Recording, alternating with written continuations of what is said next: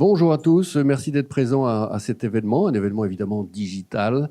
J'espère que dans 15 jours, on pourra recommencer à faire du physique, sachant qu'on a quand même un petit public ici, il faut que vous sachiez ceux qui nous regardent. Et donc je suis très très heureux d'accueillir ici beaucoup de monde, en réalité, beaucoup de monde à l'échelle de la crise du Covid, je précise tout de suite, dans un espace gigantesque, je précise également. Et donc, très heureux d'avoir Bernard Charlès, évidemment très connu, très reconnu patron d'Asso Systèmes, Daniel Caille, le patron de Vivalto. Nous avons Antoine Troche, qui représente la Caisse des dépôts et consignations. Nous avons François Crémieux, qui est ici, qui est directeur général adjoint de la PHP. Et puis, nous avons le patron de Paris Santé Campus, ainsi que toutes sortes de personnalités tout à fait éminentes qui se présenteront à vous tout à l'heure. Ainsi, naturellement, que Paul-François Fournier, qui dirige les activités d'innovation de BPI France. Alors, cet événement de ce matin, en un mot commençant, consiste simplement d'abord à vous rappeler quelle est la stratégie de BPI France dans le financement de la digitalisation des écosystèmes de santé, sachant qu'on a une boîte à outils qui est extrêmement complète, puisque on est en mesure pour un jeune créateur, et vous avez ici dans la salle 6 jeunes créateurs qui sont dans l'incubateur de santé digitale de BPI France, dont le parrain et Bernard Charlès, la possibilité de leur fournir de quoi démarrer, donc des petites bourses, des aides à l'innovation, des avances remboursables, des prêts à taux zéro, des petites obligations convertibles si nécessaire, et puis ensuite une boîte à outils dans laquelle il y a les outils de capital avec de l'amorçage, de la série A, jusqu'à, pour ceux qui sont dans des constantes de succès, des tickets beaucoup plus significatifs. Le tout se faisant avec nos fonds propres, des fonds qui sont gérés partiellement sur fonds propres, mais également avec le concours de souscripteurs privés, je vais vous en parler à l'instant, et en particulier pour ce qui est de la santé digitale chez BPI France, le fonds que nous avons créé avec Chara Louafi il y a maintenant 2 ans, qui est le fonds qui porte bien son nom, puisqu'il s'appelle Patient Autonome. L'objectif étant, par le digital, de permettre aux patients d'avoir toute l'autonomie du pilotage de son parcours de santé. Aujourd'hui, BPI France est déjà actionnaire d'un certain nombre d'entreprises qui sont très profondément positionnées sur ce sujet, qui est absolument majeur. Nous sommes un gros actionnaire de Doctolib, en particulier. Je suis d'ailleurs moi-même au conseil d'administration de cette entreprise. Et nous sommes actionnaires aussi, par exemple, de Withings, cette entreprise qui va compter de plus en plus dans la captation de data de santé quotidienne, on va dire, des Français. Nous sommes actionnaires de H4D, qui fait des cabines d'autodiagnostic un peu partout en région, dans les hôpitaux, dans les centres de santé. Voilà 3 exemples de ce que nous voulons faire, sachant que nous voulons faire beaucoup. Et comme toujours, BPI France travaille uniquement en co-construction, en partenariat avec les acteurs qui sont les piliers des écosystèmes en question. Donc ici, nous avons quelques-uns d'entre eux qui vont s'exprimer devant vous, que ce soit du secteur public ou du secteur privé. Tout le monde travaillant, s'agissant de santé digitale, je pense, et c'est plutôt une bonne nouvelle à rappeler, la main dans la main. Donc aujourd'hui, on est heureux, il va y avoir une petite séance de signature tout à l'heure, de dire que nous allons pouvoir porter la capacité du Fonds Patient Autonome à 100 millions d'euros, grâce au concours de Vivalto, de Harmonie Mutuelle, et puis de la Caisse des dépôts et consignations, qui a elle-même une stratégie de santé importante, incarnée par sa direction, la direction des politiques sociales. Voilà. Donc la Caisse a une vision et une stratégie dans le domaine de l'équipement en santé du pays, qui est très importante, puisque, encore une fois, la Banque des Territoires, c'est absolument la cousine germaine de BPI France, et dans un très grand nombre de cas, nous proposons des plans qui sont des plans communs, tourisme, environnement et santé, avec la Banque des Territoires. Voilà pour quelques annonces de ce matin. Je vous souhaite de passer un bon moment, j'imagine, consensus intellectuel et d'ambition. Alors, je vais appeler François Crémieux.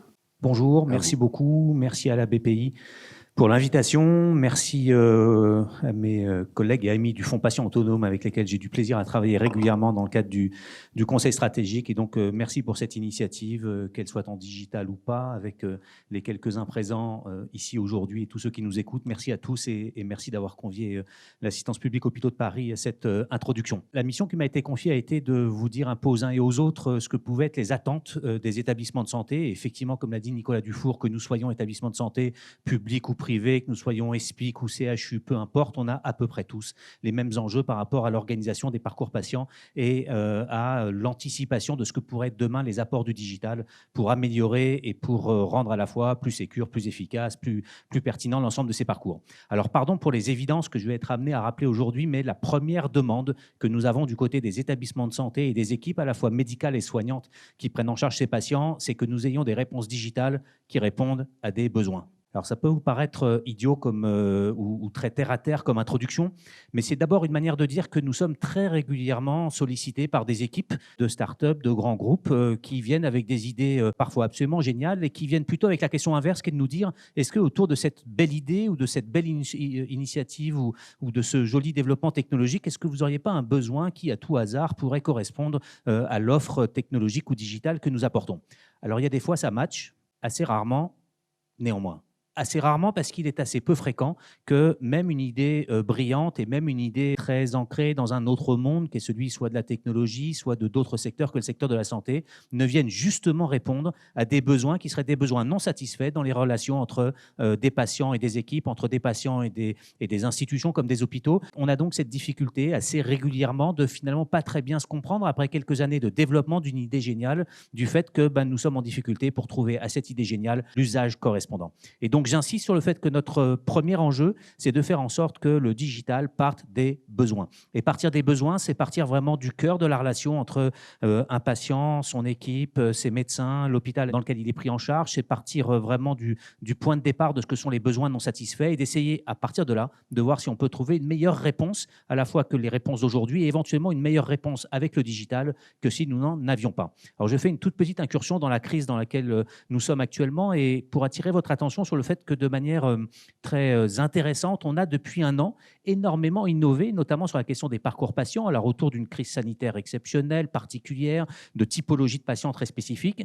Et je me dis souvent que l'une des raisons pour lesquelles nous avons réussi à innover depuis le mois de janvier dernier, c'est assez souvent parce que l'on a, dans cette période de crise exceptionnelle, fait sauter toute une série de contraintes et de limitations à l'innovation et au portage de projets et de nouveautés, notamment dans le champ du digital. Vous avez peut-être entendu parler de Covidom ou de Covisan, qui sont des dispositifs qu'on a réussi en quelques jours à peine à développer à très grande ampleur.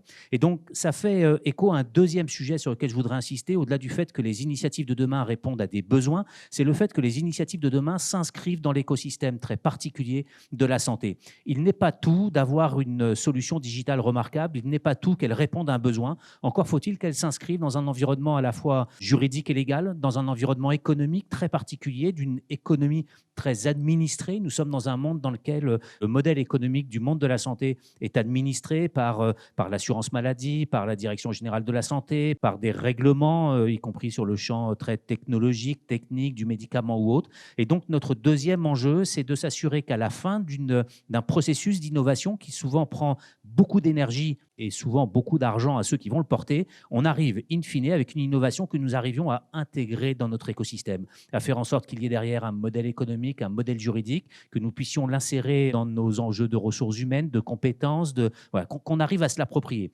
Et le dire est également une évidence, mais c'est une manière de dire aussi que nous avons connu ces dernières années beaucoup de très belles initiatives, très pertinentes, pour lesquelles nous n'arrivions pas à trouver de modèle économique, parce que l'on n'arrivait pas dans le modèle de financement actuel à trouver la manière à la fois d'attraper la valeur générée par l'initiative ou par l'innovation et à la réinsérer dans un modèle économique qui permettait à ceux qui l'avaient imaginé et à ceux qui l'avaient financé de pouvoir avoir soit les moyens du financement de l'avenir, soit le retour sur investissement des investissements réalisés. On a eu beaucoup d'initiatives que nous n'arrivions pas à insérer pour des raisons réglementaires, parce que dans le cadre des métiers réglementés du monde de la santé, il était difficile de trouver la manière pour qu'un dispositif s'insère entre le métier de l'infirmière, le métier du médecin et la réglementation qui vient autour. Et donc ma deuxième remarque, c'est que notre deuxième attente, au-delà du fait que les initiatives digitales répondent à des besoins, c'est qu'elles répondent à des besoins, mais qu'elles réussissent à s'insérer dans un écosystème dont je mesure chaque jour la très grande complexité et dont je mesure parfois le côté un peu incongru pour des gens qui viennent souvent d'un autre domaine que celui de la santé et qui essayent d'y insérer le plus astucieusement possible les initiatives qu'ils ou elles peuvent porter. Et donc ça m'amène à une troisième remarque, c'est que si on veut réussir ces deux objectifs-là, s'assurer que le digital demain réponde à des besoins et s'assurer qu'une fois les besoins satisfaits, les solutions digitales puissent s'insérer intégré dans nos modèles, et notamment dans notre modèle économique du monde de la santé tel qu'il est en France et en Europe, alors il faut qu'on réussisse à travailler en amont de manière beaucoup plus intégrée. Il faut qu'on fasse en sorte qu'en amont, les équipes médicales et les équipes hospitalières travaillent de manière beaucoup plus intégrée avec le monde des ingénieurs, avec le monde de l'industrie et du digital, ce qui n'est pas complètement inné. Ces gens-là n'ont pas grandi ensemble, n'ont pas été dans les mêmes universités, ne se sont souvent pas côtoyés sur les campus universitaires, contrairement à d'autres pays dans lesquels les facultés de médecine sont beaucoup mieux intégrées aux écoles d'ingénieurs ou aux sciences plus dures. Donc il faut qu'on réapprenne à travailler ensemble alors que les formations initiales n'y ont pas forcément poussé. Il faut qu'on apprenne à faire en sorte que nos institutions travaillent mieux ensemble, que les CHU ne travaillent pas exclusivement avec leurs facultés de médecine associées, mais avec l'ensemble des partenaires universitaires, et y compris de ceux qui sont un peu à côté des universités. Je mentionne notamment les grandes écoles. Il faut qu'on fasse en sorte que notre écosystème de l'innovation et du développement permette de trouver à la fois les partenariats pour porter le pilotage de ces projets, mais également pour les financer conjointement très en amont, le cofinancement étant probablement la meilleure garantie que tous ceux qui vont mettre contribution à un projet digital puissent derrière s'assurer qu'ils atteignent l'objectif qu'ils se sont fixés. Et donc je pense que si on atteint ces trois objectifs-là, le premier, s'assurer que le digital répond à des besoins pour les malades et pour la santé, s'assurer d'autre part que les initiatives qu'on peut porter les uns et les autres s'insèrent dans un écosystème avec ses spécificités et ses particularités, s'assurer troisièmement que l'on coporte ensemble ces projets très en amont et jusqu'à leur implantation et leur implémentation dans l'écosystème de la santé, alors probablement on pourra faire de grands bonds en avant. Voilà, et donc la transition est assez toute trouvée avec l'intervenant suivant que vous connaissez les uns et les autres, mais qui représente justement le monde de l'industrie avec lequel il faut qu'on arrive à mieux travailler et plus en amont. Et donc je passe tout de suite la parole à Bernard Chalès. Merci beaucoup. Bonjour à vous tous. Merci François, merci Nicolas pour ces introductions. Écoutez, moi je suis ravi d'être le parrain de la première promotion et je suis sûr, Nicolas, que les promotions vont continuer de grandir. Merci aussi François pour vos propos. Je pense que j'ai quelques propos complémentaires qui vont montrer l'intérêt de nos synergies et de nos coopérations. 6 startups, 6 entreprises innovantes. Je les nomme déjà. Je pense que vous verrez leurs projets, ils sont passionnants.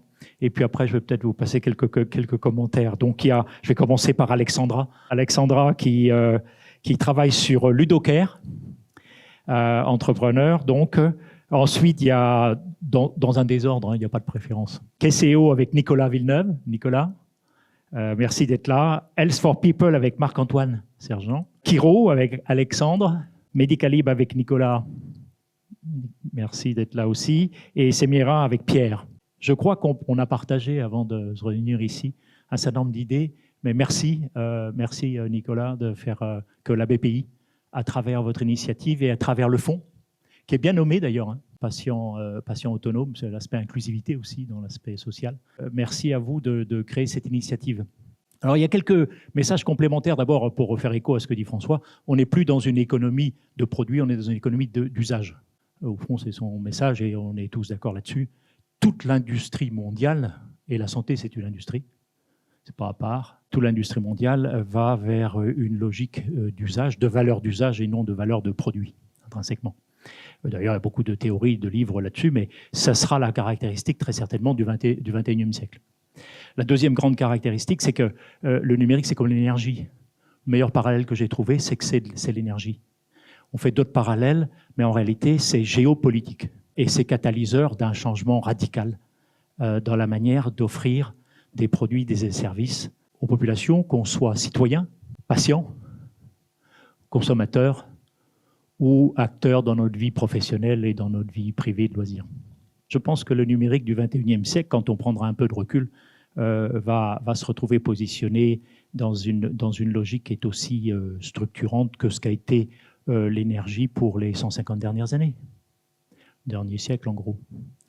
Alors, à ce propos, quelques messages, peut-être, qui semblent importants de prendre en compte pour la suite.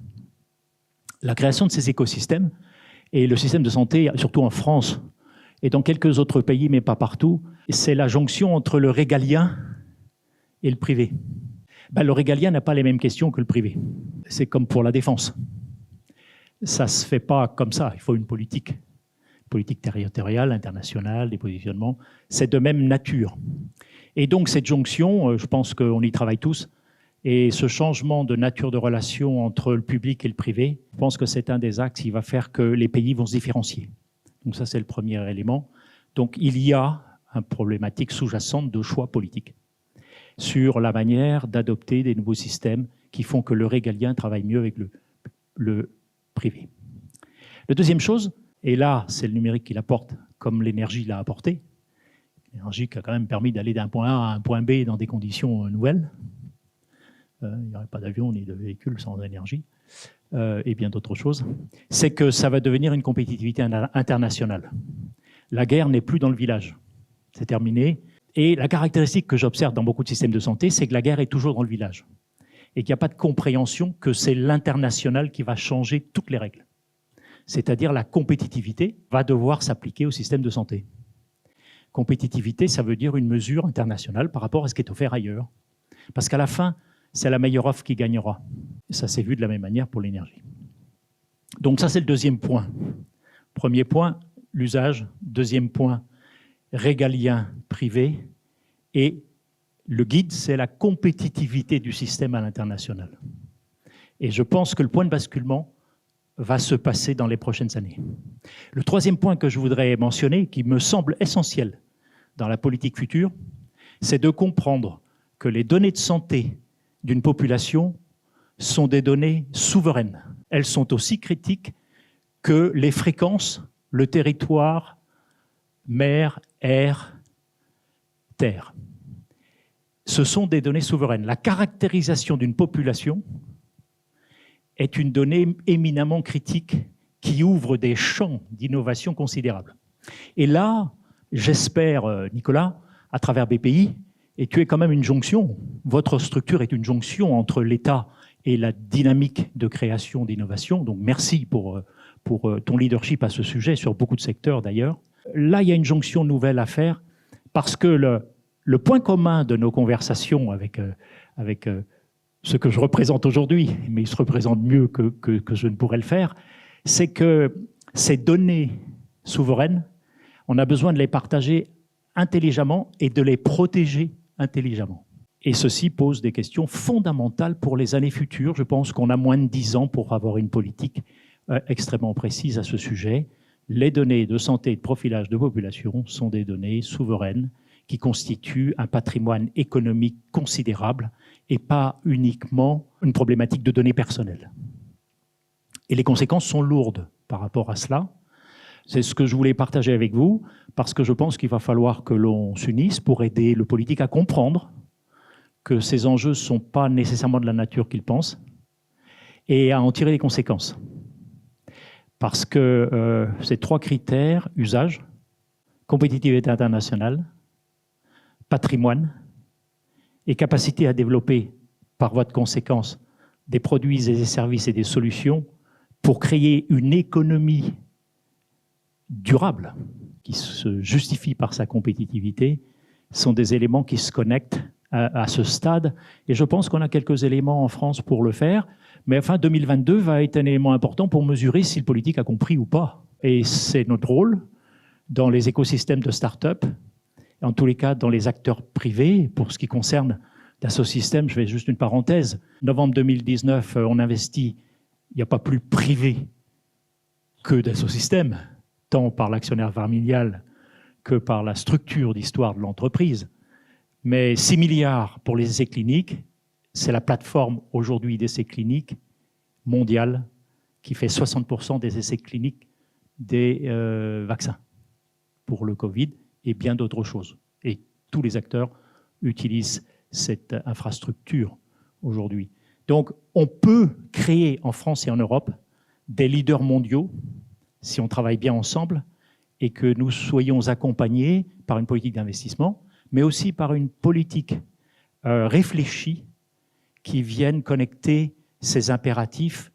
Finalement, de ce qu'on a toujours reproché à l'Europe, c'est de ne pas créer un marché suffisamment fluide et suffisamment grand pour que les startups démarrent. Désormais, le problème se trouve beaucoup plus orienté vers des filières. Et la filière santé est une filière à la fois industrielle, sociétale et implique des choix extrêmement structurés à cet égard. Voilà ce que je voulais dire, mais j'ai été étonné de voir la maturité de ces jeunes, brillants, ambitieux, qui pour 6 d'entre eux, en tous les cas, que je parraine et ont l'intention de continuer à travailler ensemble, la maturité de réflexion qu'ils ont par rapport à des problèmes qui sont dans des mains de personnes qui ne comprennent pas nécessairement toujours le sujet. Alors, continuez. Je vous aiderai en tous les cas, dans la mesure où je le peux, en cohérence avec des structures innovantes comme celle de BPI. Merci à vous et je suis très heureux que nos chemins se soient croisés grâce à la BPI. Merci à vous tous.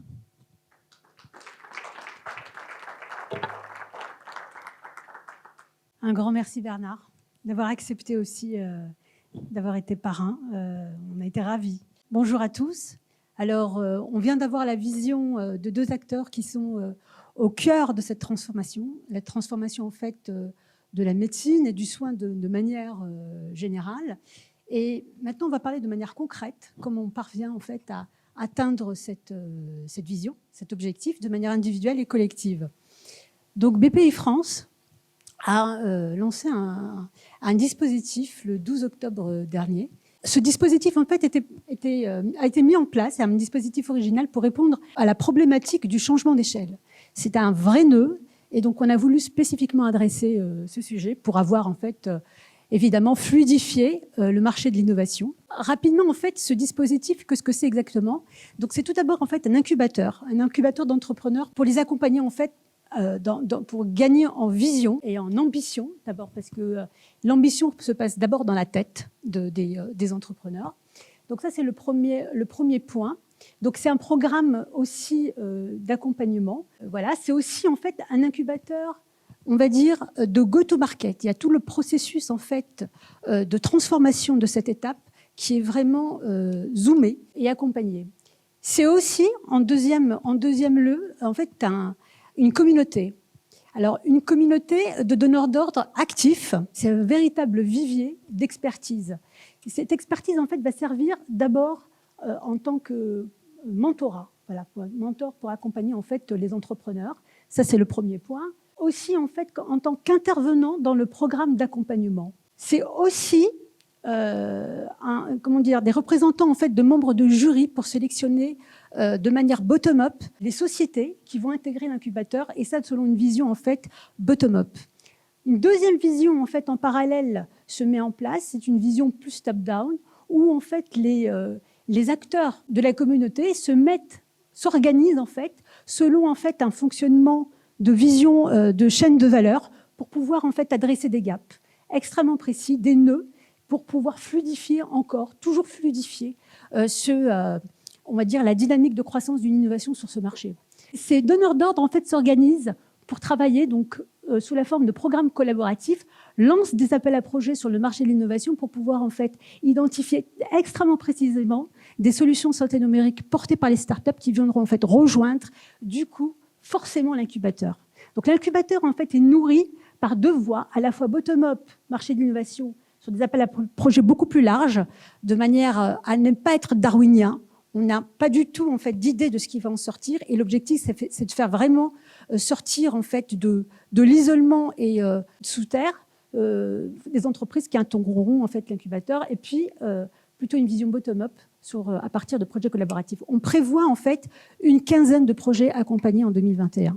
Sinon, l'objectif aussi de cette matinée, c'est de pouvoir en fait partager ensemble cette vision et savoir aussi comment on s'organise de manière en fait collective pour créer plus de valeur, finalement de licorne. Donc, on va passer ce matin en fait la parole à la fois des acteurs pour partager cette vision, et on présentera aussi les premiers résultats. Voilà, donc je passe la parole à Paul-François. Merci Chara. Bonjour à tous. Je vais demander à Antoine de me rejoindre. Antoine Troche, qui est le directeur de l'investissement de la Banque des Territoires. Merci Antoine d'être là. On disait tout à l'heure, dans le cadre du Fonds Patient Autonome, il y a un travail approfondi avec la Banque des Territoires qui va se matérialiser pour permettre de faire grandir ce fonds qui est au cœur aussi de la stratégie que Chara présentait tout à l'heure. Ça s'inscrit dans un j'allais dire, un contexte où la Banque des Territoires est très active sur ce secteur de la santé. Alors justement, est-ce que tu peux nous dire quel est le rôle aujourd'hui de la Banque des Territoires dans cette filière de la santé? Merci Paul-François, merci Chara, Nicolas pour votre invitation ce matin. La cousine Germaine est très contente d'être là. Et je crois que ce qui caractérise deux cousines, c'est le fait de bien s'entendre, mais en même temps d'avoir chacun des caractères et des caractéristiques fortes. Et je vais vous expliquer ça en quelques mots. Je salue Michel qui vient d'arriver, qui, comme l'a dit Nicolas tout à l'heure, porte les politiques sociales de la Caisse des dépôts.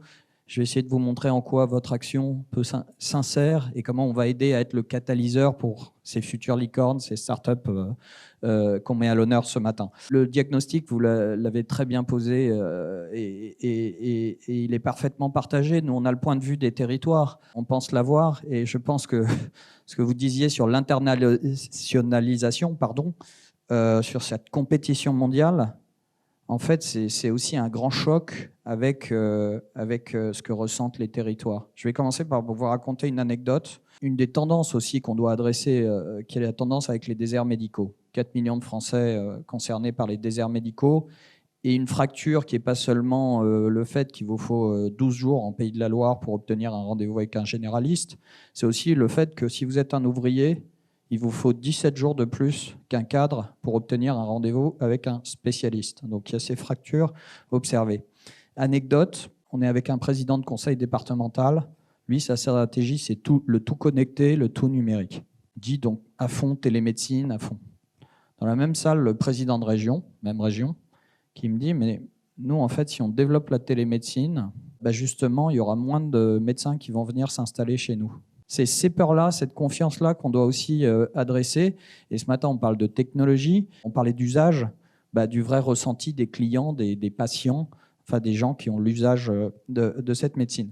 Alors oui, 3 tendances fortes, ce sujet des déserts médicaux qu'on voit à la Banque des territoires. Deuxièmement, le développement de la médecine ambulatoire, qui oblige aussi à repenser le lien entre l'hôpital et la médecine de ville. Maintenant, 50% des interventions sont en médecine ambulatoire. Et puis, troisièmement, cette explosion de la télémédecine, x100 l'an dernier, avec là encore des chiffres pas inintéressants. Dans les consultations en télémédecine, plus d'un quart sont faites par les plus de 55 ans. Ça montre qu'il y a un public pour ça, y compris un public âgé. On parlait de compétitivité, il faut qu'on parle aussi de sous. Ce qu'on voit, et Michel reviendra peut-être dessus, c'est le déficit évidemment du financement hospitalier. Il manque 2 milliards d'euros d'investissement par an. Et puis, par contre, cette télémédecine, cette numérisation qui pourra apporter entre 3 et 5 milliards d'euros d'économies par an au secteur. Donc là, c'est la révolution dont vous parliez tout à l'heure. La Banque des territoires, on se voit en complément de vous comme la capacité d'accès de soins de qualité en tout point du territoire. C'est la mission qu'on s'est donnée dans le plan de relance, dans le volet qui concerne la santé et le vieillissement. L'enveloppe, c'est 500 millions d'euros à travers nos spécialités qui sont les spécialités de la Caisse, l'infrastructure, l'immobilier. Donc on va investir dans les EHPAD privés, on va investir dans les hospitels, le logement des soignants, dans le matériel. L'an dernier, quand Jean Rotner, qui a été quand même très mis en avant par la crise, nous a appelés au début de la crise, entre autres dispositifs, on a capitalisé une SEM qui s'appelle la SEM Dynamise pour financer l'achat de tests et de matériel. Donc ça aussi, c'est des choses toutes bêtes, mais le système doit pouvoir répondre en cas de crise. Je suis un peu long, Paul-François, je vais finir en vous disant que, et en allant sur la santé numérique, dans la santé numérique, et j'aimerais saluer Géraldine et Chara parce que c'est aussi grâce à leur énergie commune que notre relation est vraiment excellente. On a une enveloppe e-santé où on va faire à la fois de la télémédecine, on vient de faire un investissement dans TocTocDoc, c'est la télémédecine en EHPAD, dans CEMEIA, qui est présent ce matin sur le parcours de soins, dans le maintien à domicile avec Click and Care. Et enfin, j'ai gardé le meilleur pour la fin, on va le signer tout à l'heure, une intention d'investir dans le fonds patient autonome, ce qui me permet de vous dire qu'en fait, nos rôles sont complémentaires. Moi, je vous vois et on vous voit comme vraiment les spécialistes de la tech, capacité à faire émerger ces licornes avec le sujet tech, data, et puis nous, le déploiement territorial. Et c'est très, très complémentaire. Merci Antoine. Peut-être pour finir, on a 6, Bernard Charlès le disait, 6 futures licornes. Comment on fait pour que, je vais être moyennement ambitieux, dans ces 6, il y ait 3 licornes dans les 5 prochaines années, les autres étant déjà des très belles réussites évidemment. Qu'est-ce que la Caisse et la Banque des territoires se sent j'allais dire, relais pour réussir ce challenge? Le relais, il est très simple. En intégrant l'incubateur, en intégrant cette promotion, vous intégrez l'écosystème BPI France, mais aussi tout l'écosystème de la Caisse. La Caisse finance un tiers des hôpitaux en France, 10 milliards d'euros d'encours. Quand on comprend, parce que peut-être vous ne le savez pas, mais la Caisse est maintenant l'actionnaire majoritaire du groupe La Poste aussi. Donc La Poste a une ambition très forte aussi en santé numérique. Donc appelez-nous, on fait le relais. Je prends un autre exemple. On a ICAD Santé qui a 150 établissements de santé, dont 25 EHPAD candidats à de l'expérimentation en télémédecine. Donc là encore, en fait, nous, ce qu'on souhaite être, c'est les VRP pour vous, pour votre déploiement à travers tous les moyens du groupe Caisse des dépôts, et je pense qu'ils sont assez importants. C'est clair. Merci beaucoup, Antoine. Je t'en prie. Et à tout à l'heure pour Merci la à vous. signature. Je repasse la parole à Chara. Merci. On va écouter maintenant Antoine Ténière. Laura s'excuse, elle aurait voulu être avec nous en digital, elle a une contrainte et techniquement, ce n'était pas possible. Bonjour Antoine. Bonjour Enchantée Chara. et félicitations pour votre prise de fonction récente. Merci. L'idée, en fait, c'est de savoir comment, ensemble, d'abord, en fait, que vous puissiez présenter en fait Paris Campus Santé. On en a beaucoup entendu parler. Et on verra ensemble comment on peut construire de la valeur de manière collective. Merci beaucoup de cette invitation et de cette occasion justement de parler un petit peu à la fois de Paris Santé Campus et puis de son insertion dans le monde du numérique en santé et des politiques publiques qu'il va incarner. Effectivement, j'ai échangé avec Laura qui ne pouvait pas être là et qui s'excuse. J'aurai peut-être l'occasion de dire un petit mot justement du travail exceptionnel qu'ils sont en train de faire avec Dominique justement sur toute la mise en place des politiques du numérique en santé. Moi, je suis très heureux d'être là et surtout d'entendre les prises de parole ce matin parce que finalement, entre la nécessité de faire rencontrer les acteurs, de poser les bonnes questions en amont, d'arriver à comprendre quels sont les usages qu'on va pouvoir développer, comment est-ce qu'ils se financent dans une dimension internationale, finalement, Paris Santé Campus incarne tout ça et vraiment est le vecteur des politiques publiques sur le numérique en santé ces derniers mois et ces dernières années. Paris Santé Campus, c'est la volonté et l'ambition de rassembler en un lieu de la recherche de très haut niveau, de la création de valeur économique et d'agréger tous les acteurs qui vont permettre de faciliter justement le transfert à partir du moment où la recherche de très bon niveau permet d'arriver à comprendre comment est-ce qu'on peut améliorer des problématiques qui sont spécifiques au monde de la santé, à des patients, à des hôpitaux, etc. Comment est-ce qu'on peut transférer cette valeur en création de valeur économique dans une chaîne d'accompagnement de jeunes projets entrepreneuriaux qui vont de la couveuse vraiment au moment où on va faire naître des idées à un hôtel d'entreprise qui va permettre ensuite à des sociétés solides de prendre leur envol et justement d'évoluer vers des grands acteurs qu'on espère internationaux. Donc c'est vraiment ça que Paris Santé Campus incarne avec une réunion d'acteurs exceptionnels, d'institutions publiques, à la fois dans la recherche, dans la formation et donc la volonté vraiment de faire se rencontrer tout le monde dans un lieu emblématique qui sera le Val-de-Grâce et qui sera justement complètement rénové à cette occasion pour créer un plateau technique complètement innovant et qui va incarner justement tout ce qui est fait par les politiques publiques et tout ce qui est mis en avant dans les schémas d'urbanisation, dans la création des nouvelles agences qui vont porter justement ces stratégies de numérique en santé. Et on aura l'occasion, et je suis très heureux de voir le dynamisme justement des investisseurs sur ce sujet, de mener beaucoup de projets et d'accompagner beaucoup de sociétés ensemble, je l'espère. Alors, vous avez un profil extrêmement intéressant. Vous êtes à la fois médecin, professeur de médecine, vous êtes dans la formation, vous êtes dans Illumens, vous avez créé Illumens et donc transformé, on va dire, la formation médicale. Cette formation un peu transverse vous donne en fait une idée de l'innovation en santé numérique.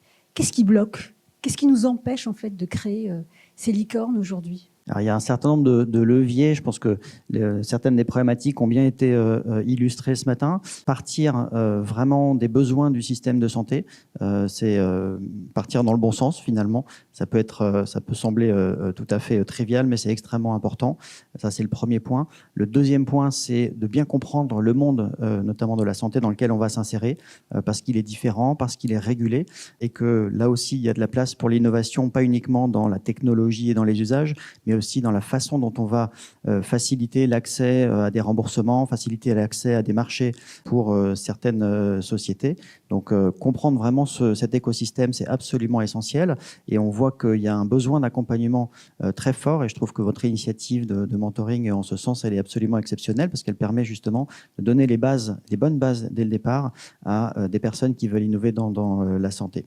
Et puis ensuite, donc, il y a un tissu de financement et d'investissement qui est extrêmement riche en France. Il faut arriver à le conserver, à l'amplifier et faire en sorte que derrière, une fois qu'on a créé des sociétés qui ont 2-3 ans d'existence, on puisse leur trouver les relais de croissance en France et à l'étranger pour permettre justement de continuer à se développer. On a quelques très beaux exemples.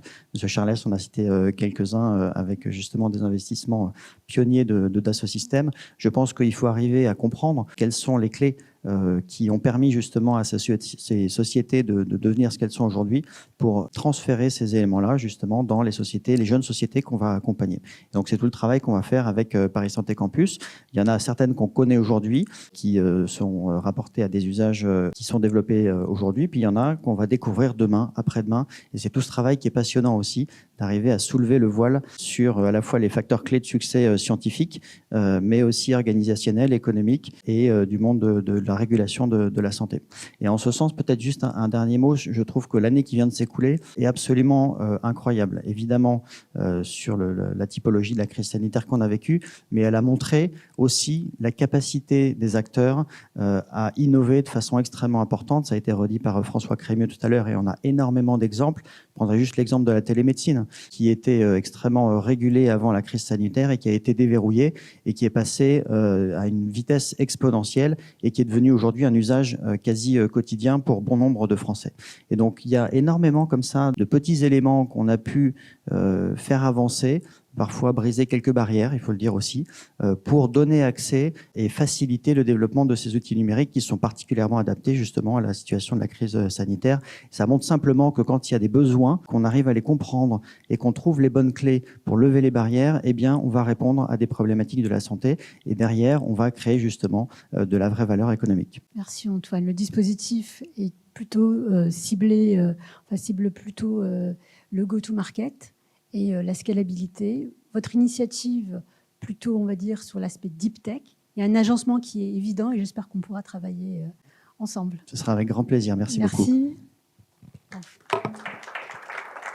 Alors, on voulait à présent vous en dire un petit peu plus sur le programme de l'incubateur, justement, de quoi il s'agit et comment on accompagne les lauréats qui ont été sélectionnés en décembre dernier. Un petit mot rapide.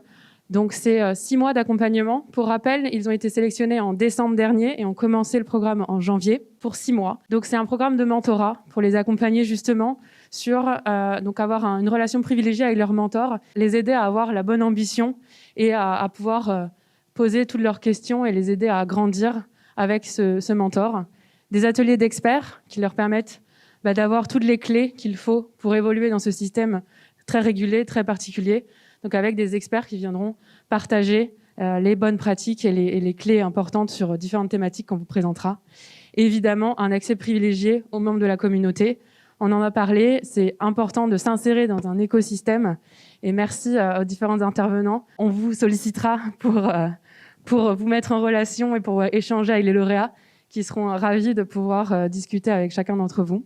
Avant de rentrer un peu plus dans les détails de ces différents formats, on les a mentionnés tout à l'heure, mais maintenant, vous allez les entendre. On a une petite vidéo pour vous présenter les 6 lauréats sélectionnés dans cette première promotion.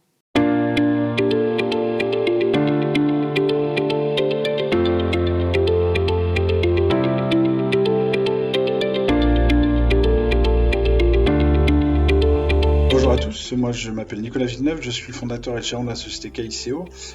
Nous développons une solution d'hypnose médicale en réalité virtuelle pour la gestion de l'anxiété, du stress et de la douleur dans le parcours de soins hospitaliers. Bonjour, je suis Marc-Antoine Sergent, j'ai cofondé la société Health for People il y a maintenant un peu plus de 4 ans. Le système de santé a besoin de faire plus avec des moyens limités. Health for People est une start-up qui cherche à mettre en action l'énorme quantité de connaissances produites par le système de santé pour optimiser son fonctionnement. Nous interrogeons ces connaissances dans notre plateforme d'intelligence artificielle et les mettons en action dans des solutions digitales en appui de parcours de soins pour faire de l'aide à la décision médicale de la gestion de workflow et favoriser l'autonomie du patient. Bonjour, je m'appelle Alexandre Godoun et je suis le fondateur et CEO de Kiro. Kiro, c'est une plateforme qui rend les résultats de biologie médicale plus compréhensibles pour les patients et plus pertinents pour les professionnels de santé en utilisant l'intelligence artificielle. Notre objectif, c'est d'améliorer les interactions, notamment grâce à un outil d'aide à la prise en charge validé médicalement. Grâce à notre IA, on peut par exemple aider les médecins au dépistage et au diagnostic, ou aider les hôpitaux à prédire l'impact du Covid-19 sur les patients atteints de la maladie pour mieux les accompagner dans leur parcours de soins. Bonjour, je suis Pierre Ornus, fondateur de Semeia, qui propose des solutions de télésuivi des patients. Pour rendre ce suivi patient simple et efficace, Semeia s'appuie assez largement sur les techniques d'intelligence artificielle. Déjà pour récupérer automatiquement les données utiles au suivi, sans que les patients ou les soignants n'aient à saisir quoi que ce soit. Ensuite, une fois ces données récupérées, nos algorithmes permettent aux équipes médicales d'être alertées en cas de problème, mais aussi d'identifier les patients à risque pour anticiper et éviter des éventuelles ruptures dans leur parcours de soins. Les données et alertes produites peuvent ensuite être pré-traitées par nos équipes d'infirmiers, puis restituées via une plateforme dédiée ou directement injectées dans les outils habituels des praticiens. Medicalib est le leader de la mise en relation entre patients et personnel de santé à domicile.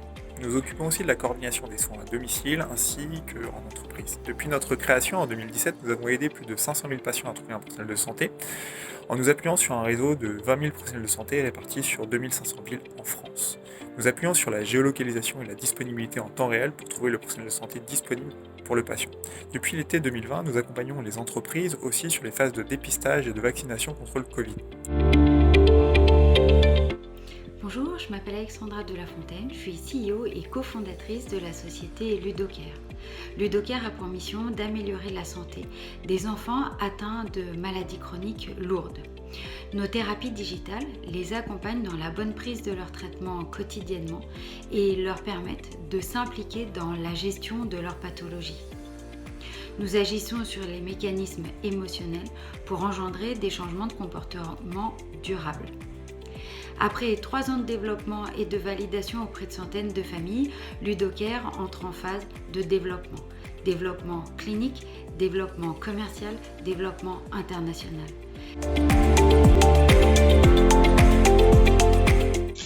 L'opportunité pour nous d'avoir intégré effectivement l'incubateur en santé numérique de BPI France, c'est vraiment d'être accompagné sur la partie stratégique et opérationnelle dans notre démultiplication commerciale et dans la stratégie au sens plus global de la société et notamment sur la question de son financement car nous sommes effectivement dans un processus de levée de fonds que nous espérons boucler d'ici la fin de l'année. J'ai voulu rejoindre l'incubateur car j'ai besoin de m'extraire du day-to-day pour cadrer notre vision à 5 ans autour de 3 points. Quels sont les projets stratégiques? Est-ce que ces projets vont dans la dynamique du changement du système de santé?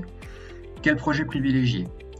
On a rejoint l'incubateur pour accélérer notre changement d'échelle et échanger avec d'autres startups, mais aussi avec des industriels, des établissements de santé et des institutions françaises.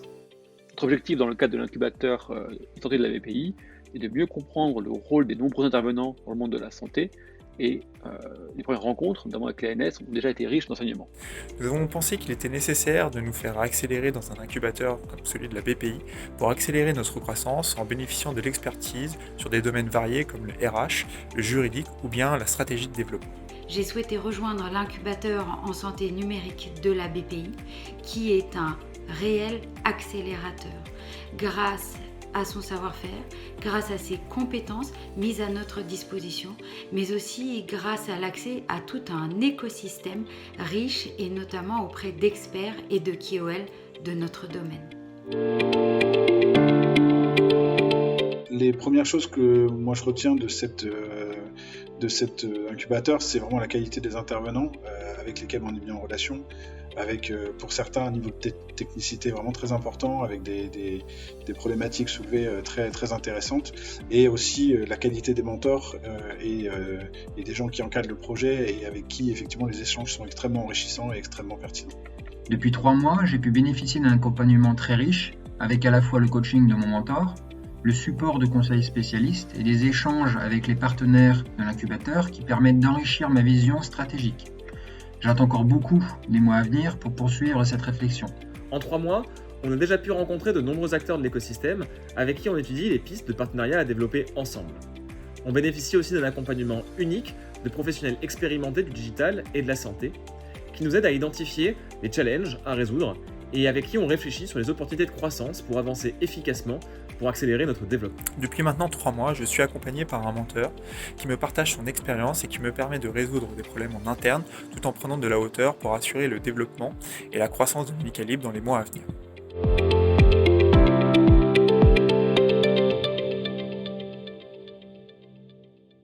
Je vais passer la parole au parrain de cette belle première promotion pour nous dire quelques mots sur son expérience de parrain et ses attentes.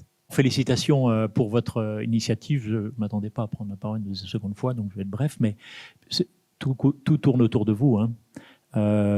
Et je pense que vos témoignages, je crois, Nicolas, tu dois être content de voir ça. Ces témoignages sont vraiment forts. Et puis ça ne s'arrête pas maintenant. Moi, j'ai l'intention de continuer à animer avec Chara et les personnes de l'équipe de Nicolas le fait qu'on puisse vous aider parce qu'au fond, ce qui compte, c'est d'avoir des clients. C'est le début et la fin, les clients. J'ai toujours rêvé d'avoir une entreprise sans clients, mais on s'aperçoit assez vite que ça ne marche pas tout à fait bien. Donc, il faut trouver des clients, et ça veut dire que si je peux vous aider à créer la confiance, surtout dans un environnement, comme vous l'avez mentionné, compliqué du point de vue régulation, compliqué du point de vue processus de décision aussi. C'est vrai que pour une start-up, on le reconnaît tous, c'est compliqué. Donc si en tant que parrain et en tant que structure innovante qu'est la BPI, on peut vous aider à avoir une assise de crédibilité pour avoir vos premiers clients, moi, je pense que ça sera déjà un bon départ. Donc félicitations et notre coopération continue. Je remercie Julia qui est ici présente de l'Assosystème qui s'est passionnée pour animer avec Chara et les équipes de BPI, les échanges de qualité avec vous. Félicitations à nouveau et bonne chance. On souhaitait vous dire un petit mot sur, évidemment, les personnes qui accompagnent cet incubateur, sans qui on ne pourrait pas faire tout ce qu'on fait. Bien sûr, dans un premier temps, nos mentors, vous l'avez compris, c'est une brique clé du programme et on les remercie énormément parce que chacun d'entre eux donne de leur temps, de leurs compétences pour accompagner les lauréats. Et donc, on a ici un panel assez diversifié avec différents profils. Des profils hospitaliers avec Hélène de la PHP, des profils grands groupes avec Florence, Daniel ou Frédéric, et des profils entrepreneurs avec Emmanuel et Pierre. Chaque fois, on a essayé de créer le meilleur binôme pour aider les lauréats à progresser. Et vous en entendrez un tout à l'heure. Et également remercier les experts qui contribuent au programme. On a organisé des sessions collectives et individuelles pour traiter de tous ces différents sujets qui sont tous importants dans la feuille de route et dans le déploiement des entreprises. Et donc chacun aussi est venu partager ses expertises et ses bonnes pratiques auprès des lauréats. On en entendra aussi un dans la deuxième vidéo qui vous attend. Et la troisième brique qui est clé, c'est cette connexion à l'écosystème. Donc, on a commencé à connecter au maximum les entrepreneurs à ce début de communauté qui est déjà conséquent. Et on espère aujourd'hui, on vous l'expliquera plus tard, on ouvre cette communauté. On espère qu'elle s'agrandira encore et qu'on pourra compléter cette page et permettre justement aux entrepreneurs de pouvoir aller poser toutes leurs questions et chercher des clients et pouvoir s'insérer au maximum dans l'écosystème pour leur déploiement. Et maintenant, donc une courte vidéo justement pour illustrer par des témoignages ces trois différentes briques.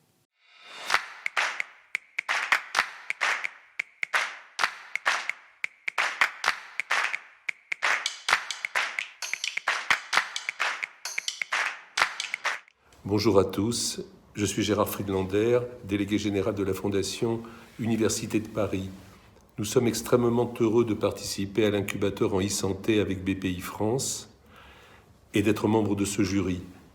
Il est essentiel que des professionnels avec un peu d'expérience aident les jeunes entrepreneurs à devenir autonomes, transmettent leur savoir-faire, exercent un compagnonnage et guide ces jeunes entrepreneurs vers le succès.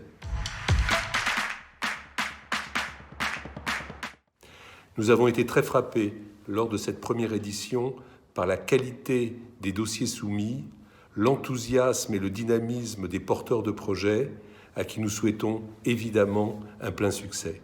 À bientôt.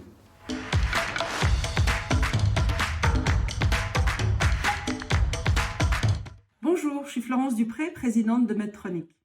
Alors, il y a quelques mois, on m'a proposé d'être mentor dans le cadre de BPI France Et c'était une grande question pour moi, est-ce que je vais accepter? Parce qu'en fait, je prenais juste à ce moment-là la présidence de Medtronic France. Et je me suis interrogée, je me suis dit, est-ce que c'est le bon moment? Et puis j'ai fait le choix d'y aller. Et je ne le regrette pas du tout, puisque d'un côté, c'est un investissement, évidemment, ça demande du temps, ça demande de l'énergie, mais de l'autre côté, c'est un vrai enrichissement. À la fois parce qu'en tant que présidente Medtronic France et acteur de santé, ça me permet de me rendre compte de ce que vivent les startups, de leurs difficultés, et puis c'est aussi une fenêtre ouverte sur le monde. C'est une fenêtre ouverte de dépaysement qui me sort de mon quotidien et qui me fait progresser et qui m'ouvre l'esprit. En ce qui me concerne, Florence et nos rendez-vous me sont très précieux. Ça me permet à des moments très précis de prendre du recul, de préparer nos rendez-vous, de prendre de la hauteur, de bénéficier du regard extérieur de Florence sur toutes mes problématiques et mes thématiques quotidiennes, mais aussi bien sûr de bénéficier de son expérience, de son recul, de son expertise pour aborder les sujets de façon différente. C'est aussi un accélérateur. Florence me fait de très belles mises en relation qui me permettent d'aller plus vite sur certains sujets. Et puis enfin, je dois dire que humainement, c'est très riche et je rejoins Florence là-dessus. C'est un vrai moment de partage avec une relation humaine qui me tient beaucoup à cœur.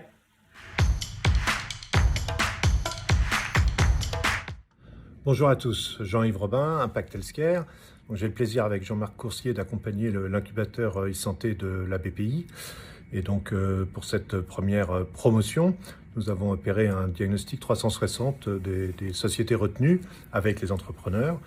Ce panel représente bien toute la diversité de la e-santé. On a analysé tous ces projets selon l'essentiel des actes. Et donc qu'est-ce qui aujourd'hui peut permettre à ces entreprises un passage à l'échelle, le fameux passage à l'échelle.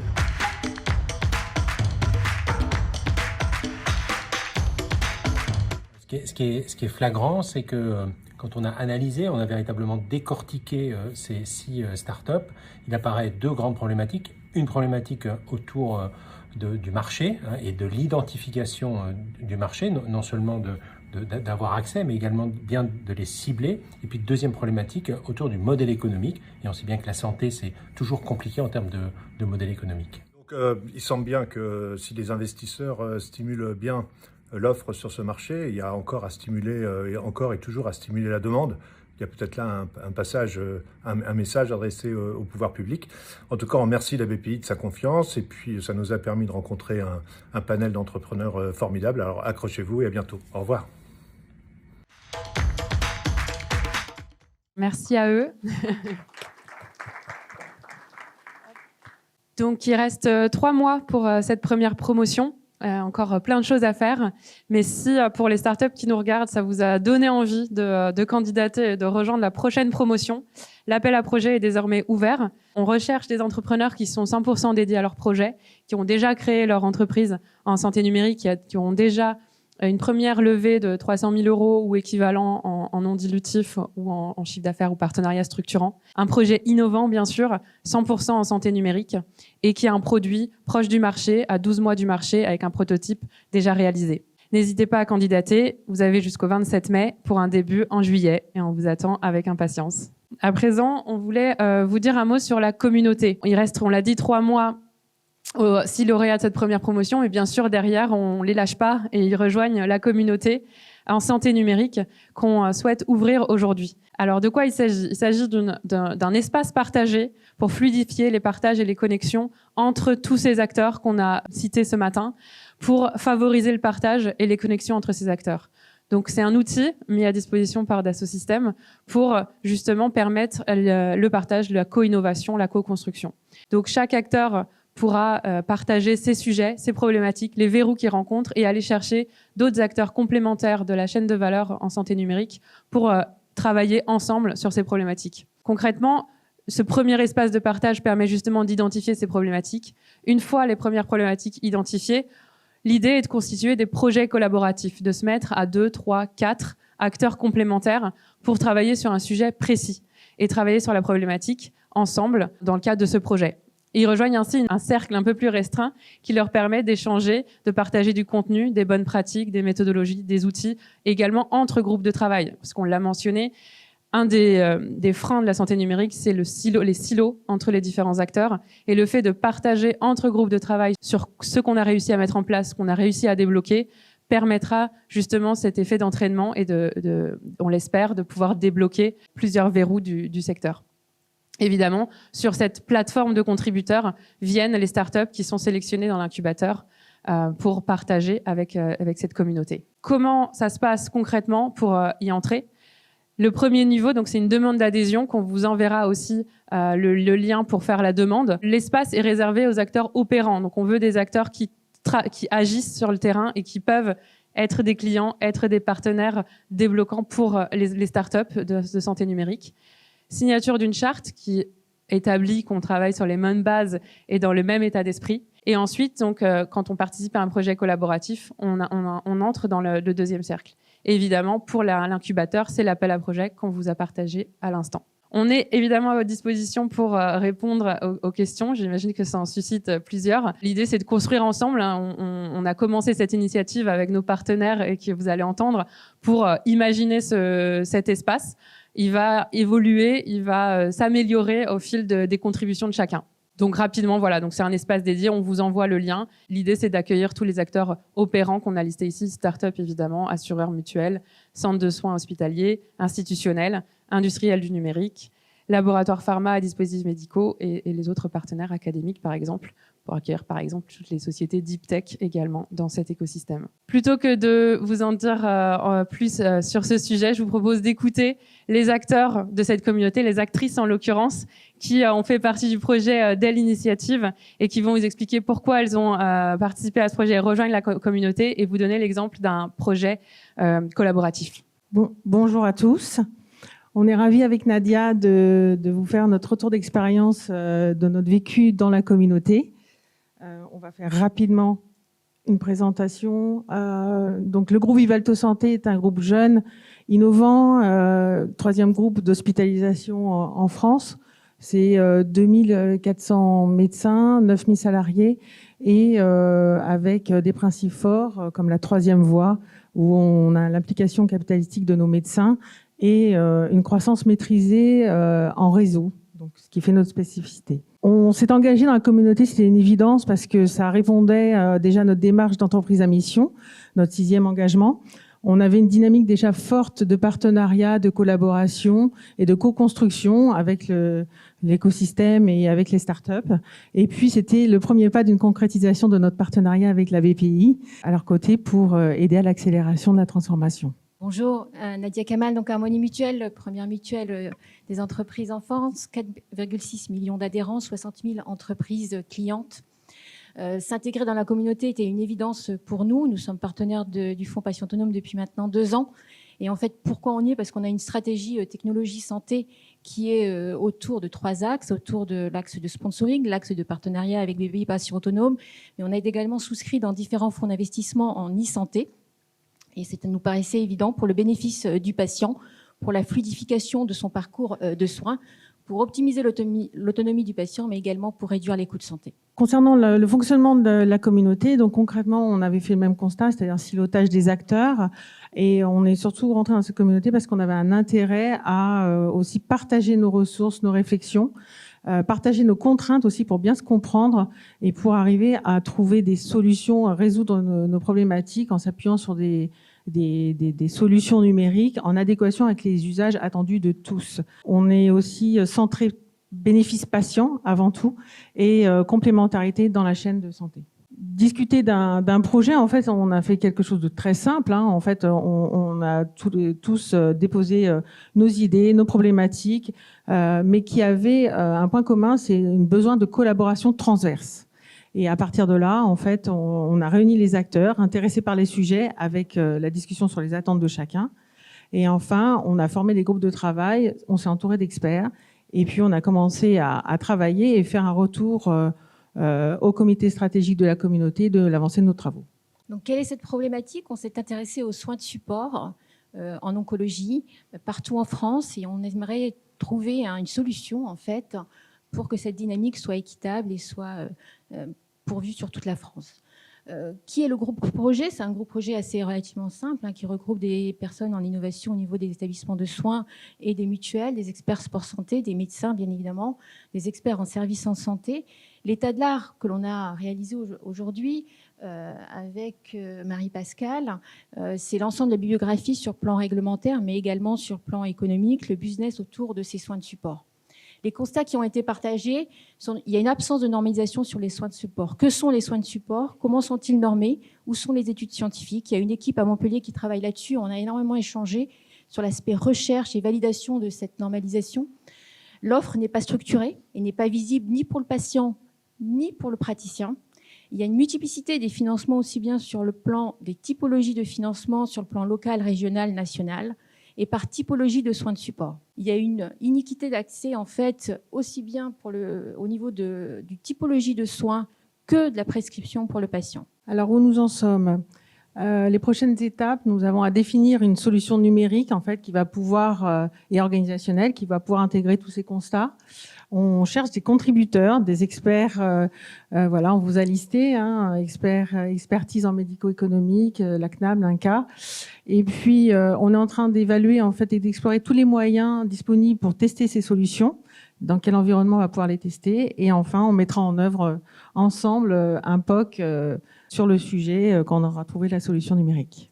Voilà. Alors, on insiste vraiment parce qu'on a besoin de contributeurs et j'appelle à votre, à votre aide, aussi bien les personnes présentes ici que les personnes qui sont en ligne, pour deux axes principaux. D'une part, le lobbying et d'autre part, les financeurs, pour que le soin de support soit reconnu important pour le bien du patient en post-pathologie cancer, et également des financeurs, évidemment, pour développer ce projet. On y mettra tout notre temps, toute notre énergie, mais il faut aussi quelques autres moyens. Merci. Merci à vous. On va faire une petite conclusion avec mon ami Michel Yael.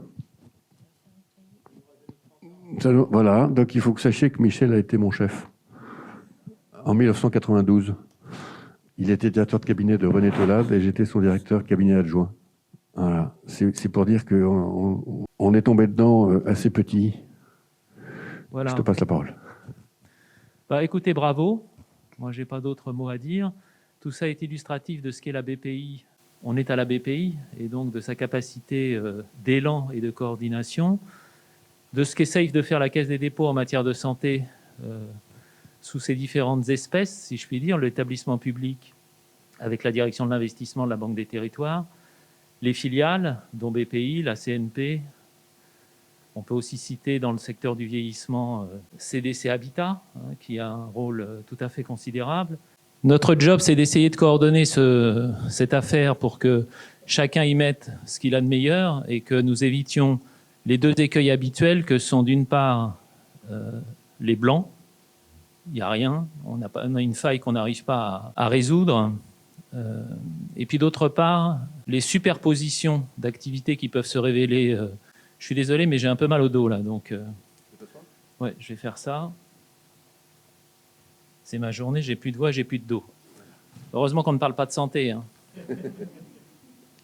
Et donc l'autre question, c'est celle de la complémentarité des activités pour que chacun ne travaille pas en silo, comme c'est souvent le cas en France.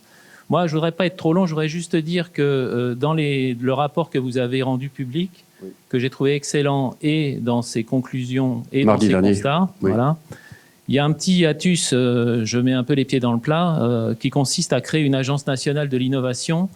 Ça ferait une agence de plus. Donc j'attire votre attention, non pas comme Caisse des dépôts, mais à titre personnel, sur la nécessité peut-être de garder un système relativement souple.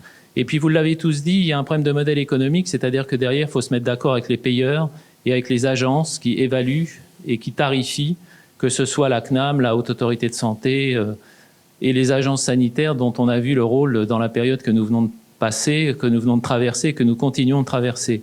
Donc moi, je nous conseille collectivement, peut-être que cette agence aura son rôle à jouer et pourra prendre son essor, mais de la jouer simplement pour que les créateurs d'entreprises qui sont là et ceux que nous devons aider, qui ont déjà beaucoup de boulot, n'aient pas un parcours du combattant encore plus long. Et il faut que les pouvoirs publics, dans le secteur de la santé, qui, quoi qu'on en dise, reste le dernier secteur d'économie administrée du pays, aient le souci de bien lier la nécessaire maîtrise des dépenses avec le nécessaire soutien à l'innovation. On avait fait ensemble un texte qui s'appelait la maîtrise médicalisée des dépenses. 30 ans après, l'enjeu reste le même. Ce qui m'inquiète un peu dans cette affaire, c'est ça, c'est le fait que tout ce circuit ait lieu et qu'ensuite il peine à déboucher sur un marché, des clients, vous l'avez dit monsieur, mais derrière ça, une prise en charge par la collectivité qui est nécessairement assez sourcilleuse sur la manière dont elle investit les dépenses dans un cadre budgétaire qui est aujourd'hui encore plus contraignant que jamais et dont on voit bien que dans les 5 ans qui viennent, il ne va pas s'améliorer. Mais enfin, je trouve ça formidable. La Caisse va essayer par tous ses moyens, j'allais dire, d'accompagner ce mouvement autour des 2 priorités que nous nous sommes fixées d'un commun accord. Antoine l'a dit tout à l'heure, Antoine Troche, la santé dans les territoires, les parcours de soins et l'innovation sous tous ses aspects. Vous avez montré qu'il y avait un lien très fort entre les deux, alors qu'en règle générale, on le fait difficilement, puisque la santé dans les territoires, ça paraît être une vieille lune, alors que c'est la clé qui ouvre sur l'avenir de ce pays et les attentes des Français. Et l'innovation est évidemment au service de tout cet ensemble, donc continuez. J'espère que la fois prochaine, ça ira un tout petit peu mieux pour que je puisse participer au PAC en numéro 8, parce que c'était ma place à l'époque où j'étais grand. Voilà, merci beaucoup. Merci Michel. Voilà, donc je ne sais pas combien de personnes sont derrière les écrans à nous regarder, mais en tout cas, je vous salue. J'espère que vous avez pris du bon temps, de la bonne information. J'ai une attention et une affection toute particulière pour les start-upers. On sait ce qu'est votre quotidien, donc on est très content de savoir que vous êtes accompagnés, mentorés. C'est plutôt des faces nord que vous avez face à vous, et d'ailleurs, vous êtes au milieu de vos faces nord respectives. Hein. Voilà. Et donc, on est là pour vous envoyer autant d'énergie que possible. On vous souhaite le plus grand succès. Et BPI France, on voit bien le rôle qu'on a à jouer dans cette affaire. Hein. C'est-à-dire qu'il faut qu'on fasse émerger tout un écosystème de start-up de la santé digitale. Les outils sont à peu près toujours les mêmes. Hein, je les ai cités tout à l'heure, mais c'est effectivement des incubateurs avec beaucoup de capital humain. C'est ensuite du capital avec le fonds, d'autres fonds qui sont nos fonds de co-investissement. Hein. Et puis, en effet, ensuite, c'est la bonne connexion avec gigantesque archipel lui-même souvent ralenti par des coûts de coordination gigantesques, qui est l'archipel des acteurs de la santé, avec le ministère, les hôpitaux, le privé, le public, etc., et qui est probablement l'un des écosystèmes clients les plus complexes qui puissent exister aujourd'hui. Hein. Donc il y a un énorme enjeu de simplification des parcours dans cet archipel-là. L'idée de l'agence de l'innovation, en fait, c'est des idées simples dans un Orient compliqué. Hein. C'est à peu près toujours pareil. C'est-à-dire qu'on a constaté en interrogeant les patronnes et patrons de start-up qu'ils avaient du mal à trouver des interlocuteurs quand même dans le monde de la santé. Et il y a un moment, il faut quand même accoster quelque part. Quand on est dans son petit bateau en pleine mer, s'il y a 0 port, il y a un moment, on finit par boire de l'eau de mer. Hein. Et donc, quel est le quai d'accostage ? C'est aussi bête que ça. Hein. Donc c'est cette image logistique qui nous a conduit à dire que probablement, comme c'est le cas d'ailleurs au ministère de la Défense, qui est une agence d'innovation de défense, hein, à côté de la BPI, il faut qu'il y ait un lieu qu'on peut appeler une agence d'innovation de défense. Bon, maintenant, encore une fois, à ce stade, on va dire que c'est une idée liminaire, voire préliminaire, sachant que tout ça va être précisé maintenant pour des annonces qui peut-être, ou pas d'ailleurs, seront faites d'ici l'été, dans le cadre des grands comités qui vont se réunir, en particulier le CSIS. Voilà. Mais nous, on va investir de plus en plus dans les startups de la santé. On va être en mesure d'avoir de plus en plus des opinions. Et on va, par exemple, pouvoir dire qu'il y aura une prime à la vélocité. C'est-à-dire que les startups qui iront le plus vite, les startups qui exécuteront le plus vite, enfin, là je parle en tant qu'administrateur de Doctolib, l'emporteront. C'est tout. Donc parfois, alors c'est pas le cas de Doctolib, mais parfois certaines s'affranchiront des fameux coûts de coordination complexes dont je parlais tout à l'heure. Puis elles fonceront dans le tas. Et elles gagneront. Hein, il faut avoir ça en tête. Ça va être assez darwinien, cette affaire. Je dis ça aux entrepreneurs là derrière. Il faut que vous ayez une certaine volonté de puissance. Voilà, merci à nos partenaires et puis merci à tous ceux qui nous ont écoutés ce matin.